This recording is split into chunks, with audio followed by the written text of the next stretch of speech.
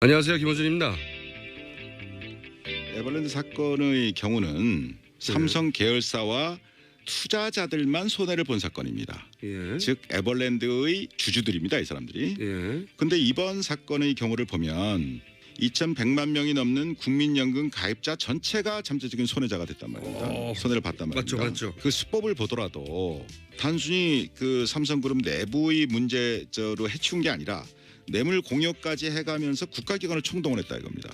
즉 한마디로 손해의 범위는 굉장히 국민 대다수로 광범위해졌고 또 수법 또한 매우 대담해졌다 이겁니다. 제가 이전에 에버랜드 사건을 수사했던 경험과 이번에 언론 보도를 통해서 쭉 느껴지는 것은 재벌들을 처벌해야 할 때 제대로 처벌하지 않으면 시간이 갈수록 그 폐해는 그 손해는 더욱 커지고 그 수법 또한 아주 악질적으로 진화한다 이러는 겁니다. 방법이 굉장히 진화한다 이거예요. 법보다도 더 앞서갑니다. 최동욱 생각이었습니다. 서로 아무 설명도 없이 하이파이브를 사람들이 설명하지 않아도 다 이심전심입니다. 네, 이심 점심이요? 예, 전심 아침입니다. 아침. 네, 뉴스를 전해주십시오. 예, 저도 오늘 공장장 뵙자마자 750원이라고 외쳤습니다. 어떻게 하실지 나중에 밝혀주십시오. 저는 그 750원의 용돈을 앞으로 삼성 사장단과 의논해 보겠습니다. 네. 바쁘실 것 같은데요, 그쪽 네. 지금. 자, 네, 이재용 부회장이 오늘 오전 5시 35분 정도에 구속됐습니다. 재청구 끝에 영장이 나온 거죠. 자, 저희가 사실은 아침에 제가 오자마자 저희 뉴스공장 팀과 오늘을 기억하기 위해서 준비한 음악이 있습니다. 예, 먼저 들려드리겠습니다.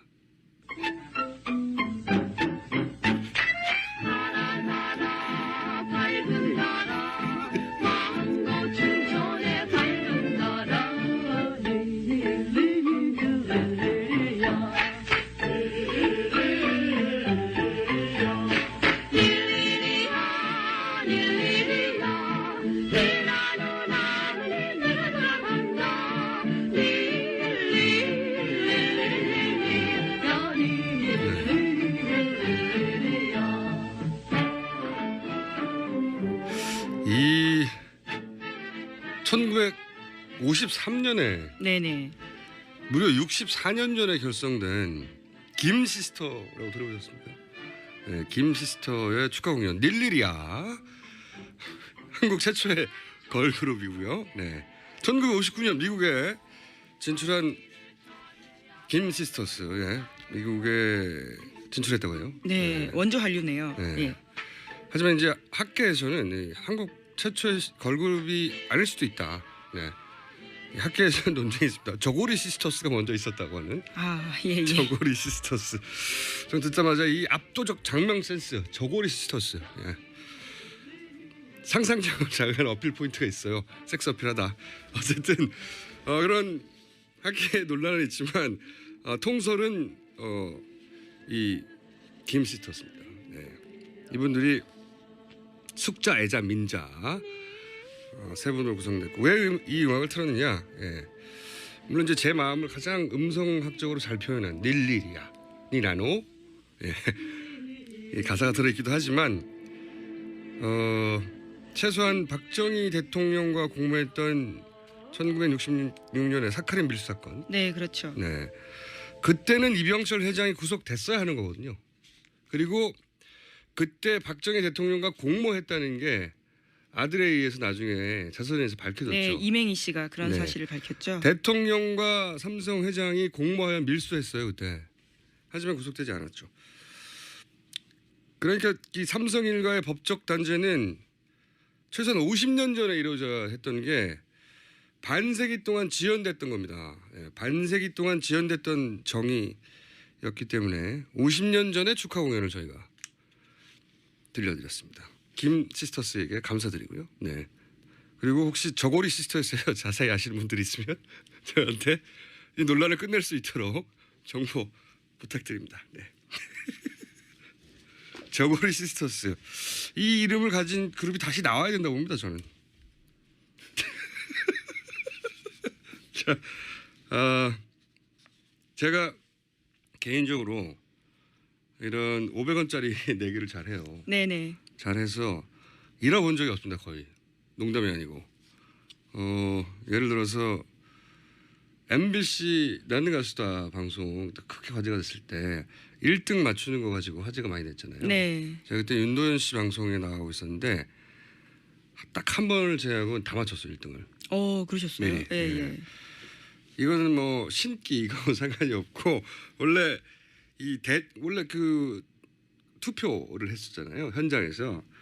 근데 이제 우리가 대중이 많은 사람이 참여한 투표를 할 때는 단순히 노래도 중요하지만 노래 때문만이 아니라 스토리가 있거든요. 그 안에 어떤 스토리가 사람을 움직이는가 하는 관점에서 보면 대중 선거는 예측이 가능합니다. 그래서 한 번도 돈을 잃은 적이 없어요. 750원을 이런 참담한 마음을 예. 네. 근데 웃고 계시는데요. 참담한 마음을 삼성 사장단과 함께 나누도록 하고. 예.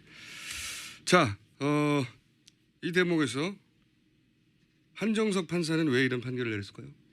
네, 이렇게 이야기했습니다. 새롭게 구성된 범죄 혐의 사실과 추가로 수집된 증거 자료 등을 종합할 때 구속의 사유와 필요성이 인정된다.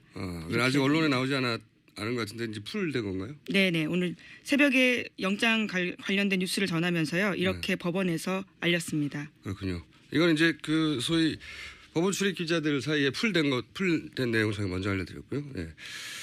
근데 저는 이제 단순히 법리적 판단을 넘어서서 이 한정석 판사에게는 대단히 존재론적 결단 그 정도였을 거라고요. 왜냐하면 앞으로 내가 어떻게 살아가야 하는가 그런 질문을 스스로 끊임없이 하지 않았을까 하는 생각이 들고 또 법리적으로는 제가 듣기로는 특검팀이 이렇게까지 했는데 다른 거 다 제끼고 올인했다고 해요. 이렇게까지 했는데 이걸 빠져나갈 수 있는지 두고 보자 하는 정도로 칭칭 감았다라고 표현하던데 윤석열 팀의 승리라고 봅니다. 또 한편으로는 어떤 의미에서는 대통령 구속보다 더 어렵다. 대통령은 생각해 보세요. 구속된 사람 많아요. 예, 그렇죠. 전례를 보면요. 네, 대통령 구속보다 어렵다고 했었던 삼성 총수의 첫 구속입니다. 첫 구속이죠. 예. 78년인가 9년 됐어요. 예. 지금까지.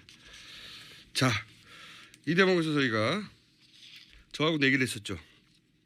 이정열 전 부장판사를 연결해서 한번 짚어보겠습니다. 의미를. 안녕하십니까? 좋은 아침입니다. 좋은 아침입니다. 네, 뭐 슬픈 아침인 분들도 있겠죠, 물론. 예. 그런데 예, 그렇죠. 제가 생각하기에는 절대 다수에게 좋은 아침일 것 같은데. 자, 어제 저하고 이제 인터뷰하실 때 저는 네.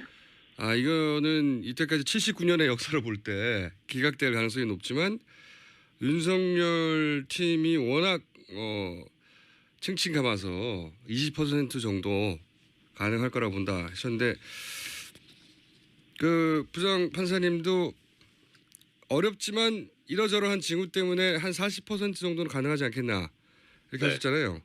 네. 자, 그걸 다시 한번 설명해 주십시오. 어떤 청신호를 40% 읽으셨는지. 두 가지였었는데요. 첫째는 김기춘 전 비서실장과 조윤선 장관이 네. 두 사람이 한꺼번에 다 구속된 점. 예. 그러니까 둘 중에 한 사람 내지는 두 사람 다 기각되지 않겠느냐라고 비관적인 생각을 했었는데 오히려 그게 더 의외였을 정도로 두 사람이 다 구속됐었다는 점 하나 하고 그게 이제 거꾸로 이재용 부회장의 1차 영장 실질 심사에서 기각된 것의 후폭풍이 아닐까. 그렇죠. 그렇죠. 그러니까 법원이 그 영향을 받았다라고 이제 네. 판단하신 거죠. 네. 그리고 또 하나는 당초에 구속영장 청구가 기각됐던 최경희 이화여대 전 총장. 네. 예, 이 부분에 대한 재청구 그 영장이 발부가 된 점, 요 두 가지였었습니다. 네. 근데 이제 그 두 영장 발부를 보시면서 이것은 통상적으로 법원은 영장 실질심사하는 사람들은 어쨌든 법원 내에서도 엘리트고 서울중앙지법에서는 네. 그분들이 자존심도 강하고 해서 본인들이 내렸던 결정에 대해서 뒤집는 경우가 잘 없고 더군다나 이렇게 큰 사건일 경우에는 한 사람의 이름은 나오지만 세 사람이 미리 얘기하기 때문에 그렇죠. 예, 이미 다 얘기됐던 걸 다시 뒤집는다는 건 자기 자존심도 허락하지 않는 일이다. 네. 근데 그걸 뒤엎는 정도의 후폭풍을 법원에서도 느낀 게 아닌가 이렇게 이제 말씀하셨잖아요. 네, 그렇습니다. 예. 네, 그것이 국민의 힘이 아니라면 사실 이게 설명이 안 되는 부분이었거든요. 그래서 조심스럽게 좀 이재용 부회장에 대한 구속영장 발부도 가능성이 좀 있지 않겠나 했는데 그래도 솔직히 많은 국민들도 그러시겠지만 네. 아직 법원에 대한 믿음이 이렇게 있지는 않은 상태예요. 그러니까 사법부에서 쭉 부장 판사까지 하셨지만 사법부 내에 이제 분위기라든가 특유의 자존심이라든가 특유의 내부 논리로 볼 때 그럼에도 불구하고 이게 여론의 영향을 잘 안 받아 판사들은 이 정도 되면 하셨고 이번에도 그러지 않을까 싶었는데 이번에는 이제 그걸 넘어서는 영향이 있었던 거군요. 말하자면 이재용 부회장만 놓고 보면 그렇긴 한데요. 네. 이 지금 가치 영장 청구된 그 박상진 사장의 구속영장 청구 기각 사유를 보면 아직도 정신 못 차렸구나. 그건 왜 그렇습니까? 그리고 좀 그러니까 이재용 부회장도 사실 발부하기 싫은데 어쩔 수 없이 한다라는 그런 그 뉘앙스가 상당히 많이 좀 감지가 됐었습니다. 보니까. 그러니까 이유는 그 박상진 박상진 사장 구속영장 청구 기각 사유를 보면 피의자의 지위와 권한 범위, 실질적 역할 등에 비추어 볼 때 구속의 사유와 필요성을 인정하기 어렵다. 이렇게 지금 나왔는데요. 보통 이런 경우에는 그러니까 지금 이 박상진 사장의 역할이라는 것이 이재용 부회장과 공모관계 내지는 최소한 방조인데 그런데 액수라든가 내지는 그 삼성의 구조 그리고 이 사건의 어떤 중대함을 보면 권한범위나 실질적 역할이 적다는 취지잖아요. 이게 이 말만으로는 그렇습니다. 예. 그렇죠. 그러면은 이재용 부회장이 거의 다 했다는 얘기가 됩니다. 이게. 그러네요. 그렇게 해석하면 그러면은 그렇게 보면 이 사건에서 이재용 부회장은 엄벌을 면할 수가 없다는 식으로 해석이 되기는 한데 그거는 뭐 긍정적인 신호인데 이 삼성의 구조라든가 이 그간의 일련의 이 과정들을 보면 이 박상진 사장이 단지 하수인일 뿐이냐 아무 어떤 의사결정에 영향을 미치지 못하고 그냥 시키는 대로 하는 사람이냐 그건 아닐 거거든요. 저는 이렇게 이제 이해했었거든요. 삼성의 상징적인 그 인물인 한 번도 단죄된 적이 없던 총수 일가를 구속했으니 나머지는 여러 가지 뭐 경제 여건이라든지 그런 얘기 많이 하잖아요. 국가 경제라든지 뭐 삼성의 내부 사정이라든지 봐서 죄가 없다기보다는 이 정도에서 왜 가족을 구속시킬 때 아버지 구속했으면 아들을 구속하지 않고 이런 의미로 받아들였는데 그렇게 볼 수 없습니까? 그러니까 그것이 바로 정신 못 차렸다는 그렇군요. 생각입니다. 네. 그러니까 그게 그렇게 보게 되면 그러니까 지금 뭐 어제도 그렇고 계속 이제 최동 전 총장님 인터뷰도 나오고 했었는데 이 박상진 사장뿐만 아니라 그 외에 뭐 최지성 부회장, 장충기 미래 전략실 차장이라든가 황성수 팀장 전무 이런 그 외에 이제 입건된 삼성 수뇌부들이 있는데 최고위급들이 총동원됐죠, 사실 이 일에. 그렇죠. 예. 그러면은 특히 예를 들어 지금 우리가 가장 분노하고 있는 게 이 국민의 노후 보장이 좀 담보되어 있는 국민연금을 가지고 피해를 입혔다는 거잖아요. 지금 오늘 이제 발부된 이 영장 이 사건에선 국민연금은 크게 지금 연관성이 특히 박상진 사장 관련해서는요. 그럼 이 문구를 그대로 대입해 보면 이 나머지 뭐 최 부회장이나 뭐 장 사장이나 이 사람들에 대한 구속영장도 어렵겠구나. 이렇게 해석이 되거든요. 그러면은 그런데 판사님은 박상진 삼성전자 대부분 사장 겸 대한승마협회장의 기각된 영장을 3차로 다시 신청해야 한다는 말씀이십니까? 저는 원래부터 다 발부돼야 된다라고 하는 입장이긴 했는데 그게 이제 법원의 판단과 다를 수는 있습니다. 하지만은 이 법원이 내세운 그 기각 사유가 너무 좀 강할 뿐만 아니라 거기서 비춰지는 인식이 네. 조금 전에 이제 공장장님 말씀하신 대로 아니 뭐 부회장 총수 구속했으면 됐지 뭘 여기까지 하냐라는 이런 그 아주 단순한 생각인 것 같아서 이게 저한테 지금 단순하다고 하신 거예요? 예 아니요 하여튼 그런 논리 정도로 법원이 풀어준다는 게 말이 안 된다. 이 엄중한 사안에 대해서. 그렇죠. 그러니까 아직 지금 국민의 목소리가 무엇이고 생각이 무엇인지에 대해서 제대로 파악을 못하고 있을 뿐만 아니라 오히려 전에 그 1차 이재용 부회장 영장 기각했었던 거에서 나온 자존심, 그러니까 이걸 어떻게 엎어야 되는데 어떻게 없는 명분을 어디서 찾을 것이냐 했을 때 그것이 박상진 사장 영장 기각 사유에 나온 게 아닌가 저는 그렇게 해석이 됩니다. 알겠습니다. 냉정하게 보자면 아직도 절반에 이르지 못한 정의다 이렇게 보시는 거군요. 네, 아직 멀었습니다. 아직 멀었다. 갈 길이 멀다. 네. 그 충분히 납득이 되고요. 하지만 일단 일일이 한번 하고요. 그렇죠. 좋은 건 좋은 거죠. 네. 네. 이거 정말 대통령보다 구속이 어렵다고 했었어요. 저는 이런 얘기 많이 들었습니다. 네, 맞습니다. 네. 네. 그게 한 곱이 넘어갔다는 게. 자, 그리고 그게 사실 촛불을 들었던 그 사람들의 마음이 가장 큰 작용을 했다는 게, 예. 그거를 사법부에 계셨던 분으로서 웬만해서는 그 여론의 영향을 받지 않고 그러기엔 너무 자존심이 센 사람들인데 받았다고 하시니까 네. 촛불을 들었던 한 사람으로서 기쁩니다. 자, 이게 박근혜 대통령 탄핵 심판에도 영향을 준다 주지 않는다 여러 가지 말들이 많은데 네. 이 판사들의 마음 있지 않습니까? 뭐 헌재에 계신 분도 결국 평생 판사하셨던 분들이니까요. 판사의 마음을 감정이입을 해보시면 어떻습니까? 법리를 떠나서.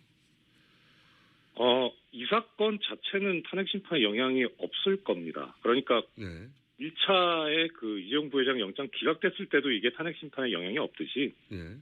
그러니까 특검이나 일반 법원은 일반 법원이고 헌재는 헌재고요. 저는 분명 그렇게 법리적으로나 그렇게 생각을 하는데 네. 제가 말씀드린 건데 어떤 심리적 영향. 지금 사실 이재용 부회장을 구속시킨 것도 물론 뭐 특검팀에서 제대로 했고 박수받아 마땅하긴 하지만 그 요인 중에 하나가 그 판사들의 자존심을 넘어서는 정도의 압박이 있었다. 촛불을 든 사람. 누구 한 사람 멱살을 잡지는 않았지만 그런 압박이 있었다 하고 하셨잖아요. 네. 그런 영향은 없을까요? 이 헌재는 헌재 재판관 안 해보셔서 잘 모르시나? 결과까지는 모르겠습니다만 적어도 지금 이제 헌법재판소에서 탄핵 심판을 더 이상 그 대통령 측의 지연 전술에 말리지 않고 네.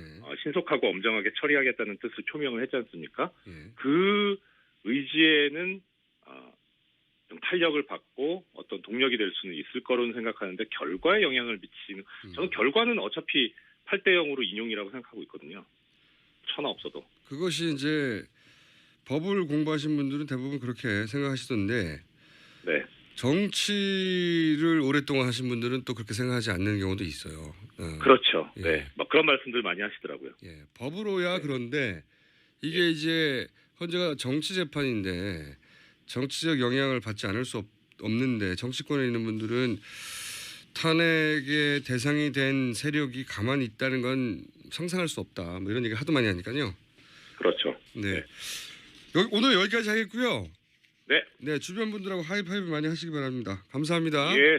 예, 좋은 하루 보내십시오. 네, 지금까지 이정렬 전 부장판사였습니다. 제가 이분과 인터뷰를 참 많이 했는데 이렇게 기분 좋아하시는 건 처음 봤네요. 네. 자, 나머지 뉴스들 많으니까 짚어볼까요? 네, 청와대 압수수색은 무산됐습니다. 서울행정법원은 어제 청와대 압수수색을 막는 청와대 처분을 취소해달라라는 특검의 신청을 각하했습니다. 그렇군요. 압수수색 사실 이런 의미예요. 제가 보기에는 아니 법원은 영장 내줬지 않냐. 네. 압수수색 영장요? 네. 예. 우리 보고 어떻게 하라는 거냐 이런 의미로 이해가 됩니다. 사실 청와대가 안 한다는데 우리가 이걸 다룰 지금 계제가 아니야. 물론 법적으로 따지면 굉장히 저도 자세히 읽어봤는데 복잡하게 써 있습니다만 이 공을 우리한테 던지면 어떡해. 영장 내줬잖아. 특검이 알아서 해. 이런 의미입니다.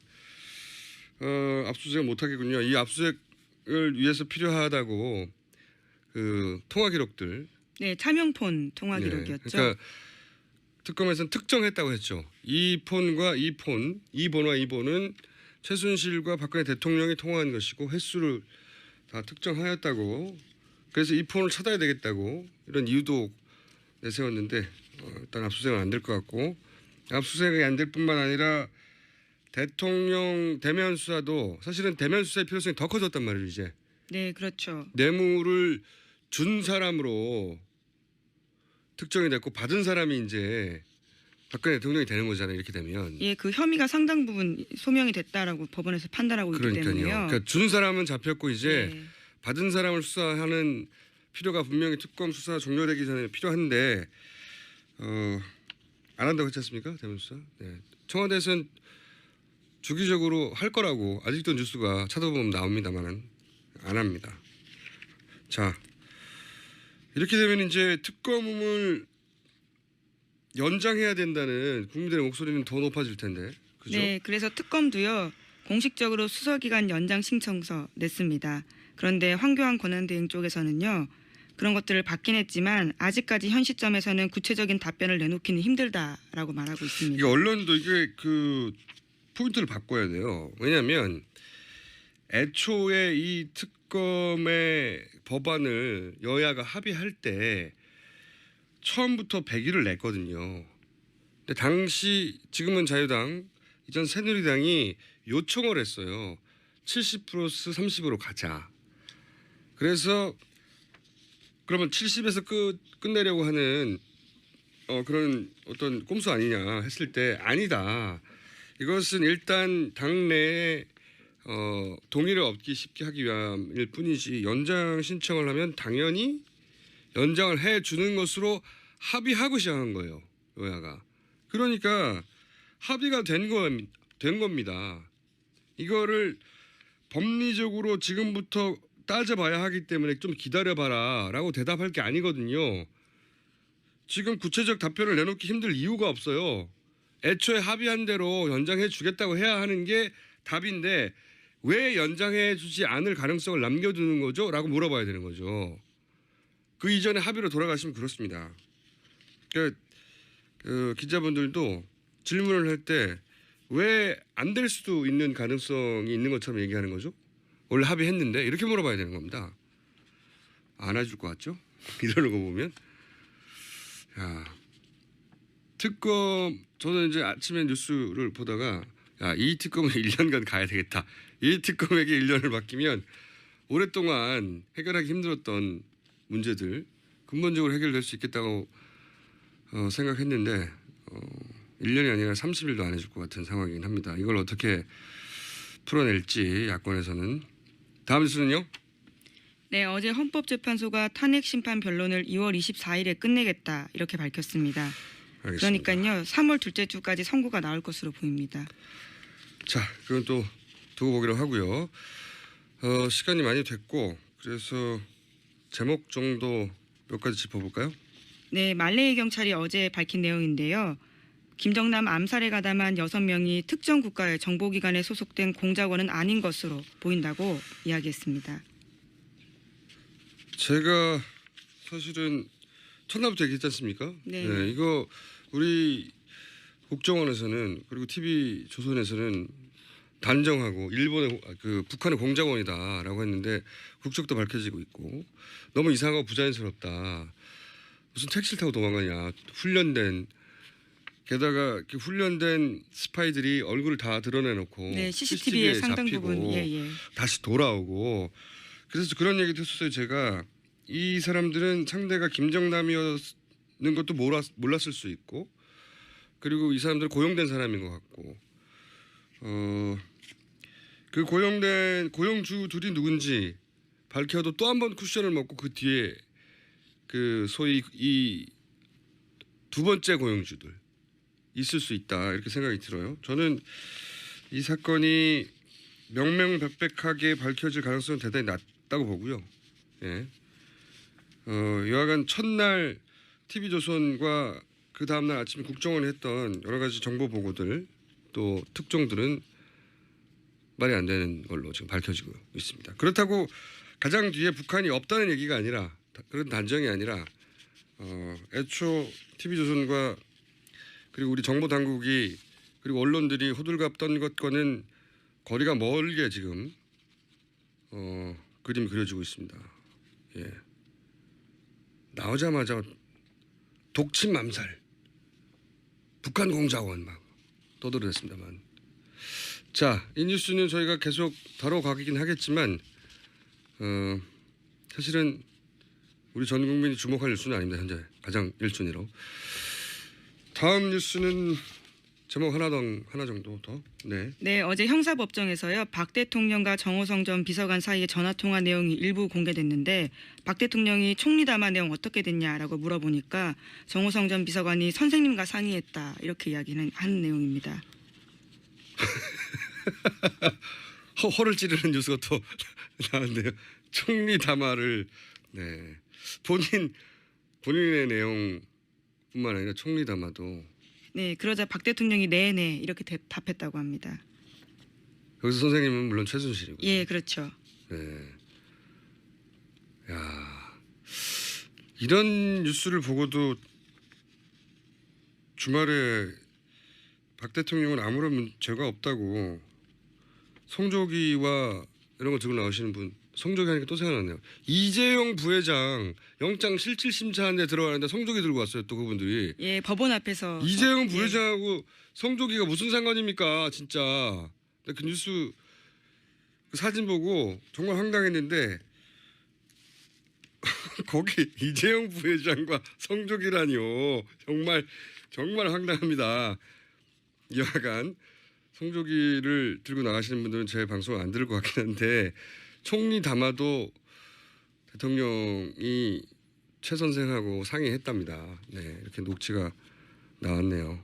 이런 내용을 처음 들었던 검찰이 그 뭐랄까 좌절했다고 표현했던가요? 초반에 검찰 수사에 예, 그런 내용이 나왔었죠. 네, 대통령이 이렇게까지 무능하냐 싶어서 이런 녹취를 처음 들었던 검찰들이 충격을 먹었다고 했는데 지금은 저희도 충격을 안 받습니다. 그런데 처음 봤던 사람이 아니 대통령이 총리 담화 내용을 최순실한테 듣고 오면 어떡해 이런 충격을 받았겠죠. 오늘 여기까지 하겠습니다. 시사인의 김은지였습니다. 감사합니다. 안녕하세요. 김호준입니다.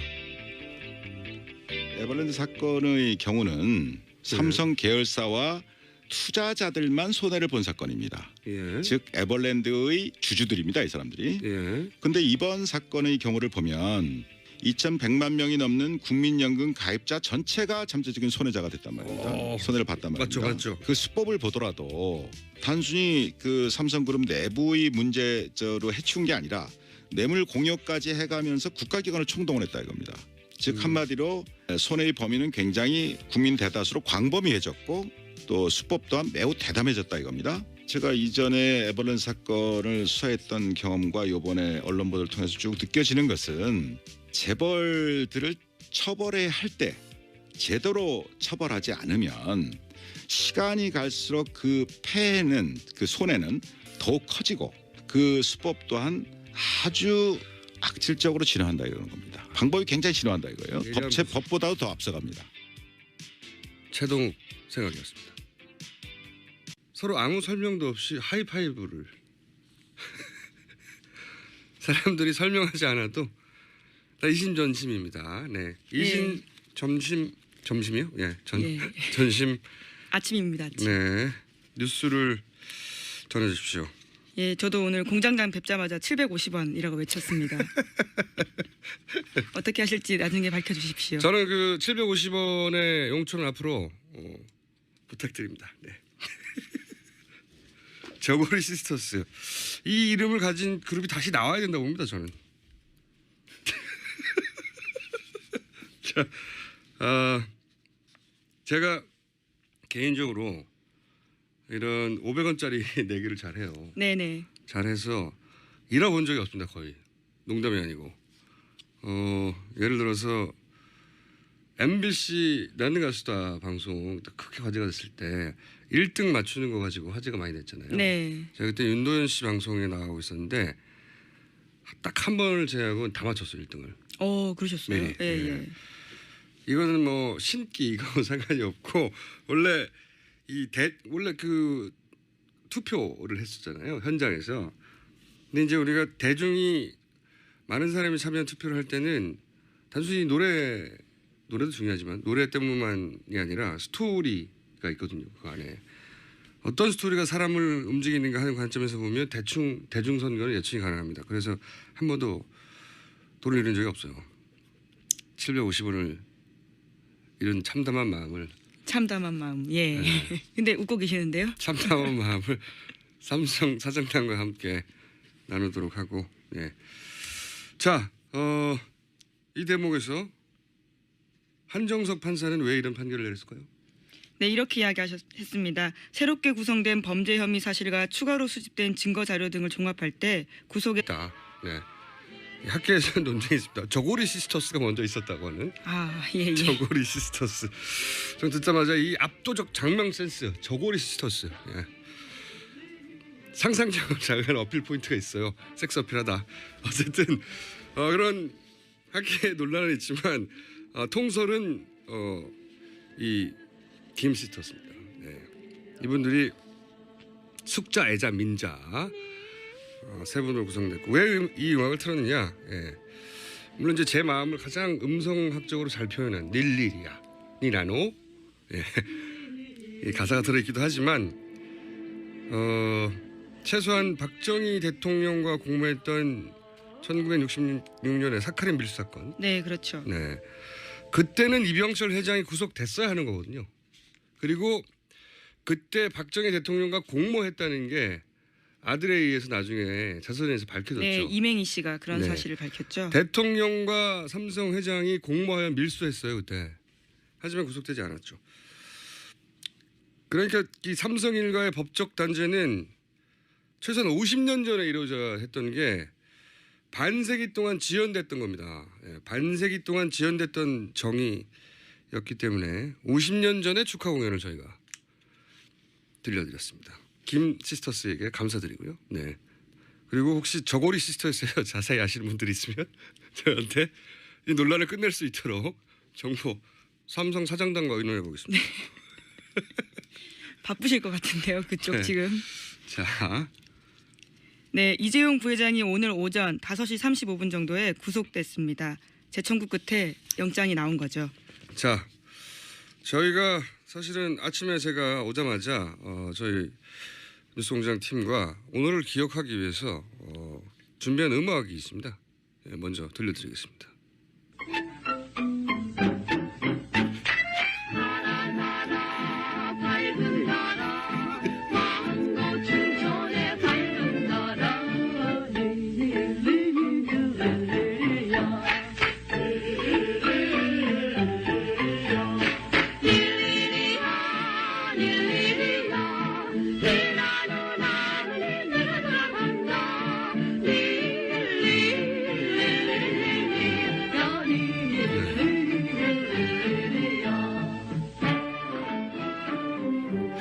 이 1953년에 네네.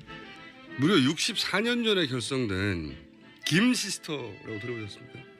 네, 김 시스터의 축하 공연 닐리리아 한국 최초의 걸그룹이고요. 네, 1959년 미국에 진출한 김 시스터스, 예, 미국에 진출했다고요. 네, 원조 한류네요. 네. 예. 하지만 이제 학계에서는 이 한국 최초의 걸그룹이 아닐 수도 있다. 사유와 필요성이 인정된다. 아직 언론에 나오지 않은 것 같은데 이제 풀된 건가요? 네네. 오늘 새벽에 영장 관련된 뉴스를 전하면서요. 이렇게 법원에서 알렸습니다. 그렇군요. 이건 이제 그 소위 법원 출입 기자들 사이에 풀된 내용을 제가 먼저 알려드렸고요. 네. 근데 저는 이제 단순히 법리적 판단을 넘어서서 이 한정석 판사에게는 대단히 존재론적 결단, 그 정도였을 거라고 봐요. 왜냐하면 앞으로 내가 어떻게 살아가야 하는가 그런 질문을 스스로 끊임없이 하지 않았을까 하는 생각이 들고 또 법리적으로는 제가 듣기로는 특검팀이 이렇게까지 했는데 다른 거 다 제끼고 올인했다고 해요. 이렇게까지 했는데 이걸 빠져나갈 수 있는지 두고 보자 하는 정도로 칭칭 감았다라고 표현하던데 윤석열 팀의 승리라고 봅니다. 또 한편으로는 어떤 의미에서는 대통령 구속보다 더 어렵다. 대통령은 생각해 보세요. 구속된 사람 많아요. 예, 그렇죠. 전례를 보면요. 네, 대통령 구속보다 어렵다고 했었던 삼성 총수의 예, 첫 구속입니다. 첫 구속이죠. 예, 예. 78년인가 9년 됐어요. 예. 지금까지. 자, 이 대목에서 저희가 저하고 내기를 했었죠. 이정열 전 부장판사를 연결해서 한번 짚어보겠습니다. 의미를. 안녕하십니까.